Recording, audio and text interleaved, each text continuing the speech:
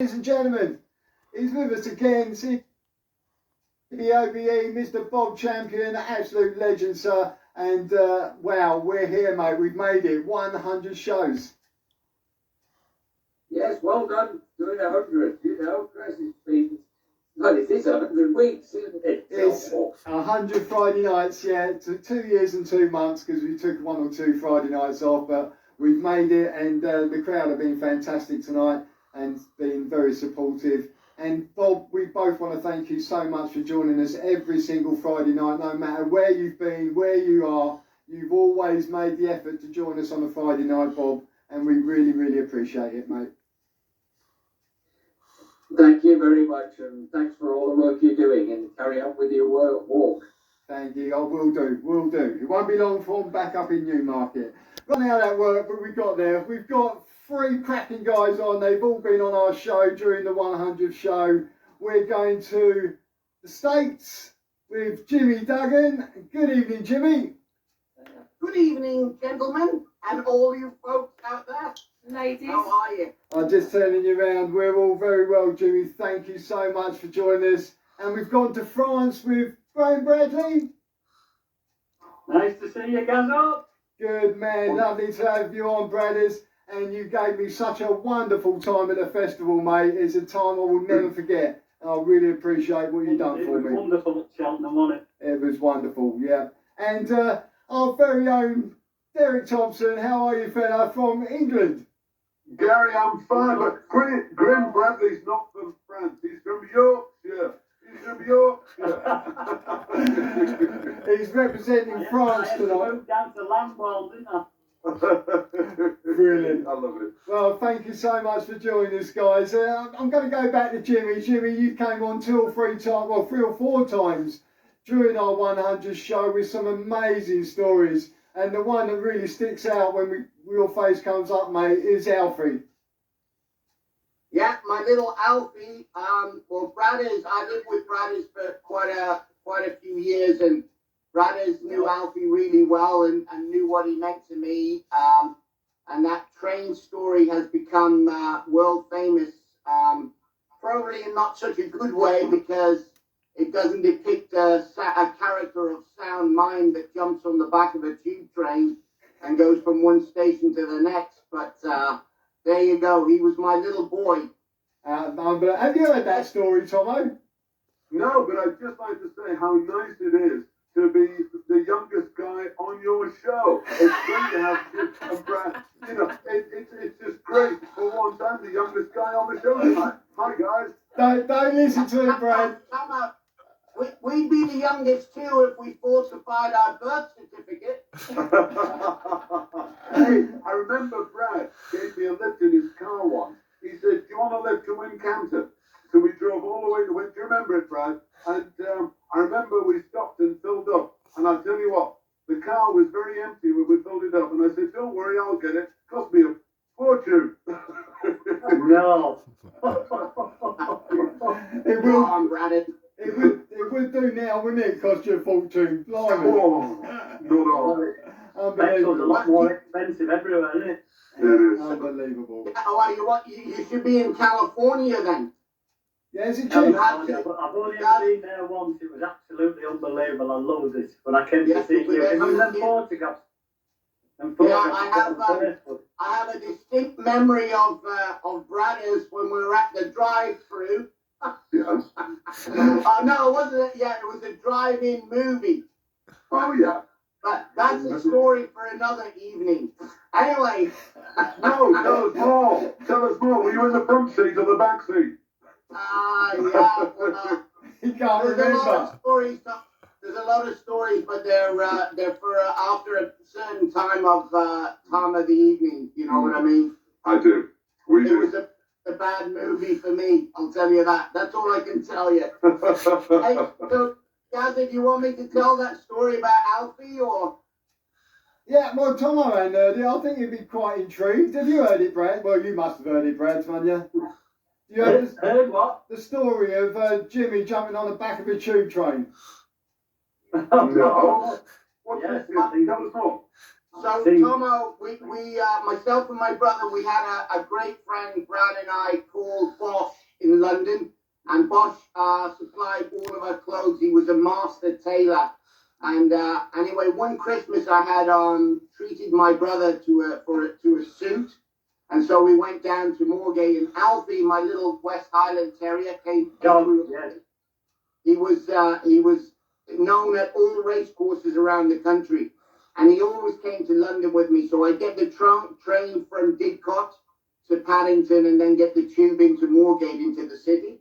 Anyway, cut a long story short, we leave Alfie in the shop and he's always in the window looking out onto the street like he was part of the shop. And my brother and I went off for a little bit of Christmas shopping and a few adult beverages while Bosch tailored the suit for my brother. Anyway, went back to collect the suit, suitably juiced up, and off we head to the tube station with all the presents and the suit and everything and Alfie. And so we got out, we were getting out of the tube train at Paddington, and Alfie was on his collar and lead, and the doors shimmied, and he shot back, but I kept walking, and the doors closed, and his lead was in the door. He was on the train, and I'm on the platform. Oh, no. So I'm trying to open the doors, and the train starts to pull out, and I'm screaming. And bear in mind, it was Christmas, so the station was packed. And I start to scream, and then slowly jog and run. And then as the last carriage passed me, I jumped. I caught a handle on the back door and got my toe on the bottom shelf of the door and grabbed the handle, disappeared out of the station, hanging onto the back of the train. People screaming, and it was a split-second decision. I mean, I had no thought about it, and I went the whole way to the next station. I'll never forget. I put my face against the door and I hung on. One leg was swinging and the sparks were hitting the ceiling behind me. He sounds like a Tom Cruise. Sobered up pretty quick. You know, Tom Cruise wouldn't do it. Well, I tell you, this is brilliant. So what happened? So we got to the next station. It was a good 5 minutes. Got to the next station, swinging and hanging. So I jumped off, went up the little ramp, and went to the doors, and I looked in as the doors opened, and a lady had Alfie in her hand, and she went, "Oh my God, where did you come from?" I said, "You don't even want to know." So I grabbed Alfie and went up, and there was a pub on every station. I went into the pub and I asked the barman for quadruple brandy, please. He said, "Are you okay?" I said, "You wouldn't even believe what's happened in the last 6 minutes." Wow. But unbeknownst to me, at the previous station, they thought it was a suicide, so they brought my brother off to the police station, and they had to slow down the next 2 trains to look for my body. Which was Wow. I tell you, that is an incredible story. Unbelievable. Yeah, I got all That is unbelievable. He sent me all the I'll tell paper you what, clippings. Jimmy, that is incredible. No, really, I mean, that could be in a Tom Cruise film, couldn't it? I mean, that is incredible. Jimmy, well done. And you saved your dog, and your dog was there and all that. Well, did you hurt yourself, or are you okay? No, I just had a bad head because I drank 3 quadruple brandies. I hope you weren't right the next day. You know, it was funny. A lady called me about 2 or 3 days later, and she said, "Hey, my name's Tina Weaver. I work with the People. I'm a friend of your brother's girlfriend." She said, "My editor has gotten to hear about your trip on the train." I said, "Yeah, that was mad, wasn't it?" She said, "Well, he wants to print," and I said, "Absolutely not. It just my image is already damaged from my wild lifestyle." She said, "Well, I'll tell you what, he's going to print what he's heard. So if you Incredible. tell us the story." It was in every national newspaper, and then a magazine called Bella had me go back down, and we did a photo shoot on the train from Bella magazine, and anyway, I tell you what, just breaking in there, I know Graham Bradley's done something similar, but it probably wasn't quite as exciting. Brad, was it you? I was commentating at Worcester one day, and you'd arrived at the races to ride a horse, and they had to make a jockey change, and then we found out you were asleep in the car. Is this right? Absolutely, 100%. Graham Bradley, the wayward lad. I'd been in London the night before Yeah. with a friend of mine, Yeah. and we had a very, very, very late night, and he Yeah. drove us to Worcester. Yeah. We got there early, like, so we parked in the middle of the race course where every jockey and owner and trainer parks. Yeah. And we were about 2 hours before the first race, and I fell asleep. people seen I was there, and the horse, I think it was the horse won in the end, and I missed it. It was an absolute disaster it was. Yeah.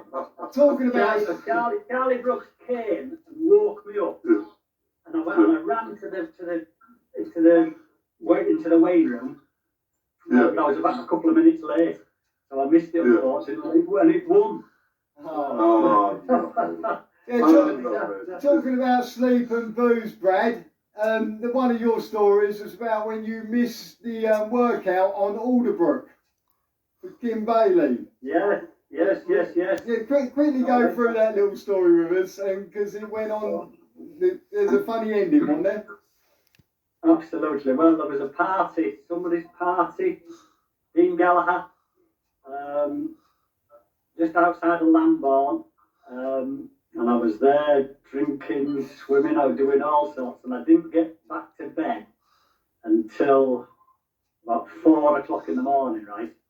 But I didn't have to go and ride out till 10 o'clock or something. But unfortunately, I'd set an alarm, my bedroom, but my wife had got up and gone to work somewhere, and my alarm didn't go off. There was an electricity thing went funny. Yeah. Power cut.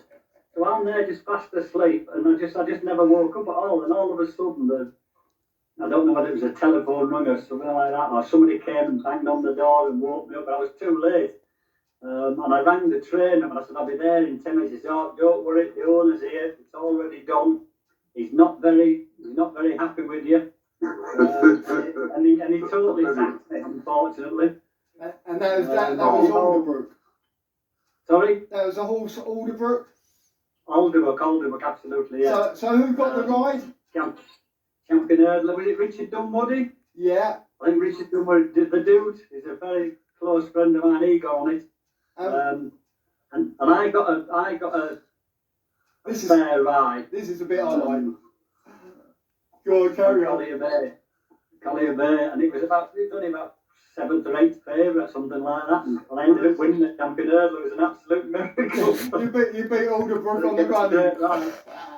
That is incredible. What a story. Yeah. Hey, and I tell you what, that horse I think was trained by Jim Old, wasn't it? Was he trained by Jim Old? Yeah, he was. Stable jockey for a couple of years. And I tell you what, when you get Bob on, when you get Champ on, ask him, because I remember when he tells the story of when he locked Jim Old and his future wife in a stable, and they said, you can't come out until you say, will you marry me? And she said yes. And so they locked him in, and then they got married. So it was all down to being locked in a stable. Don't have to be worried. I must tell you a story. I just had a flashback. It's amazing the memories you have. It was at Market Raisin, and speaking of Ellsworth and Bradders, I rode a horse in a novice chase, and it fell at the last, and I got hung up. So it was such a slow fall. My foot, the stirrup wrapped around my ankle, and my foot was still, the only time in my career when it happened. Anyway, I managed to keep him on the ground, and I was screaming like, help, help, help. People came out and sat on the horse, and he kept trying to get up, and I kept saying, jump on his head, jump on his head. So my leg was completely stuck under his body. With I knew that the leather was wrapped around my ankle. So if he got up, So anyway, they ended up having to take the girth and the surcingle off and pull me out from underneath him with my foot still in the stirrup. Anyway, I was a quivering wreck, and I went back into the weigh room, and I was sat, like, my hands were shaking. And David Ellsworth came in and he said, are you okay, Jimmy? And I thought, God, that's so nice of him. Yeah, I said, great, I'm okay, David. He said, good, you ride mine in the next. Brad just got hurt. So anyway, I don't know what it was, but it was a dodgy jumper. And there was a few of the lads sat down by the last, and they said I was absolutely horizontal at each hurdle. The back of my helmet hit his tail. I was such a I used to ride like that. I'll never forget it. It was like Nightmare on Elm Street. I kept having flashbacks at every hurdle of being hung up. I was in no mental state to ride, but Bradders, it was a bad fall Bradders had, but anyway. Well, just a bit of interest, you two were both top class professionals. I was a very bad amateur. But I was riding once at Catterick in a 2-mile novice chase, a horse called Grand Corton. And I knew I was in trouble when it sort of took off down to the start and it crashed through the barriers at the end. I thought, shit. And I was supposed to hold the horse up. Anyway, we started, and it went a million miles an hour to the first. I went for the long one, missed it, bash. I ended up 50 yards from the fence on the ground, and the horse ran riderless. And he went all the way round. You've both ridden at Catterick, you especially, Brad, you know it well. And he got halfway around this horse, and he thought, why the heck am I going all the way around? Why don't I just come back? So he came back, and as the jockeys were going towards the finish, the winning jockey got there and went splat straight into my loose horse. He was perfectly all right. But when he came back into the jockey's room, he blamed me for falling off. It was lovely. I won't tell you, it was kid stops. That tells you how long ago it was. It was a long time. I must tell you, I just had another flashback. I don't know if you were there that day, Brad. I rode a horse at Weatherby for John Norton, and I had ridden it previously at Market Raisin. It was the worst runoff that you could ever imagine.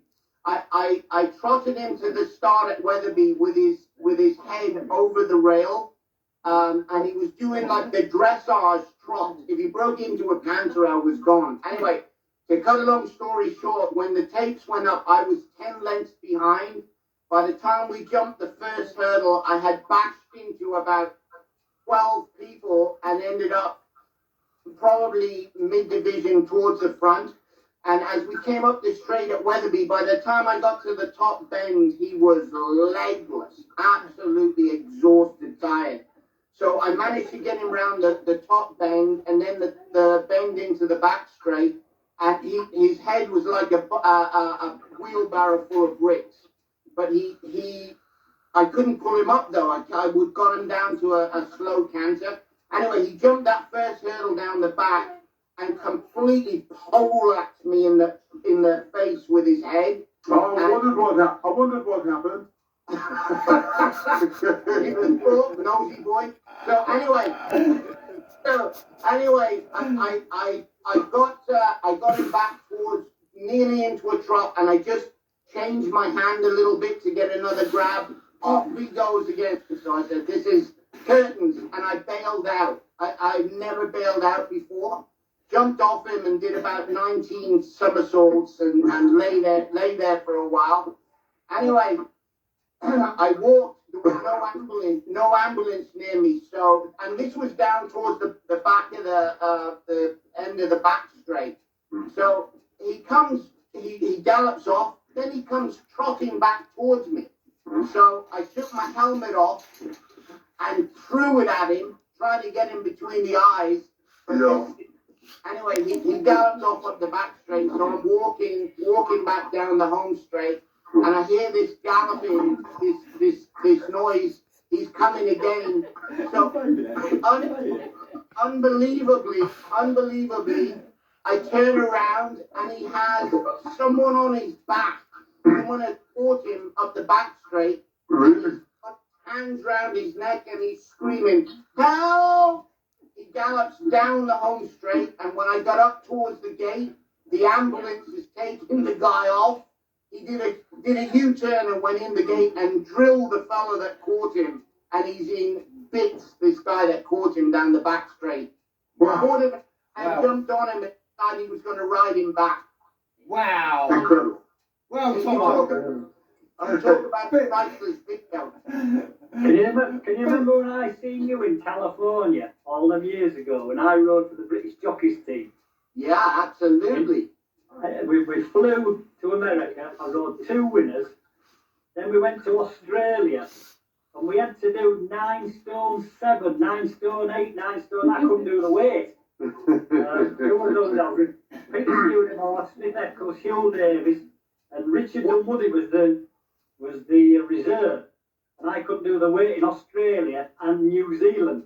I just did a load of photographs. And then on the way home, we flew to America, California, and myself and Richard Dunwoody stopped with you. The other lot went home. And we had a week with you in California, didn't we? And Steve Yulden, Boo Boo, do you remember Boo Boo? Yeah, We had an absolutely unbelievable time in it. Wait, what was that superstar? Besties. Besties. Yeah, Bestie, weren't they? Bestie's place, didn't we? Yeah. I loved It was on her Lovely mother's story, guys. I go down there a lot, and we were celebrities in Becky's. We spent a lot of money.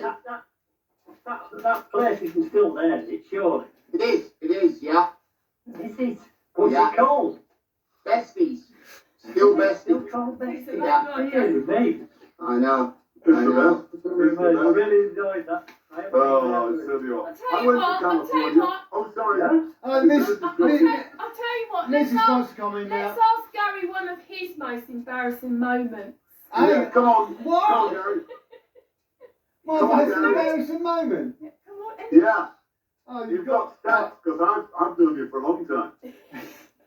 Come on, Gazza. I think he, Apart Have a from- little lad. Gary, there's no need to tell us about the embarrassing shirt you're wearing tonight. Tell us another story. but Any really Come on. amazing stories, Gary? any amazing stories? Come I ain't got no, I'm putting I ain't you got on no the spot. embarrassing stories, to be fair. on. No? Yeah, no. But I have met some wonderful, wonderful people because of lockdown, and can't believe that we're standing here tonight on our 100th show with you amazing people that have been on supporting us. Tommo, you've been absolutely amazing. You've been on more times than, not as many times as Bob. Bob Champion's been an absolute superstar. Brad, you've been absolutely tremendous. It's been an absolute pleasure to meet you. And Jimmy, I can't wait for the day that we meet up, mate. And I'm sure it will happen one day. Guys, And will you be buying the bacon sarnies? I'm in Newmarket on August the 13th, guys. Come and join us. I'm doing the UK tour. I'm walking the course. So if you're over, come and meet us. Listen, quickly. We've got a beautiful 3-bedroom gîte here in France. It's a beautiful, beautiful place. Yeah. And we've got a lovely house as well. I would love, now the COVID's finishing, I would love a load of my mates to come and just stay with us and have a bit of fun. We've got a lovely swimming pool, it's lovely weather. Please come and see us, it'd be great. There you go, Somebody Mrs. would love it. I tell you what, Brad, I would love it. I tell you what, because it's in aid of the Bob Champion Cancer Trust, why not say who'll bid the highest for a weekend? Oh, that might be an idea, yeah. Now that is a good There we go, folks. idea. Well, Yes, get that organised. And you Have a know, look at me on Facebook. What's this Yeah. all from? yeah. I tell you what, that's a good idea. We'll raise some money for the Bob Please. Champion Cancer Trust. well, wonderful. Absolutely wonderful. Nothing stops I'll you, be a sorry. waiter for that weekend. I thought you I should must just tell you quickly, I did a race meet in Charlotte last weekend with the wonderful Mark Johnson, the commentator. Oh, brilliant. And we were at the pre-race dinner the night before, and I've been getting, I'm pretty hefty right now, and I'm about the size of a small rhinoceros. So I had to get up and give a speech to this 100 people, and when Mark introduced me and said I'm an ex-jockey, and people were laughing because they could not see how a jockey was ever in this body. Anyway, I told them I worked very hard to get to this weight because in true jockey fashion, I went after this award with full enthusiasm, and it's called the Dickie Doo Award. So I had to get to this size in order to win it, and I did win it.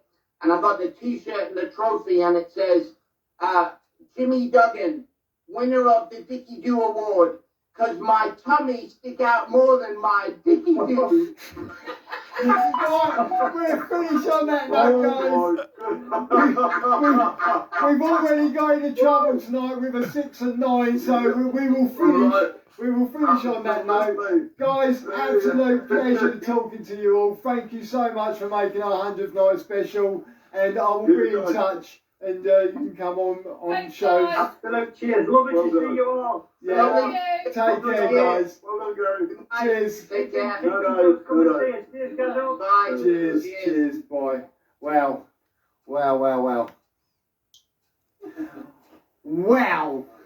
That was unbelievable. Whew. We could talk all night. Gary? What's the matter?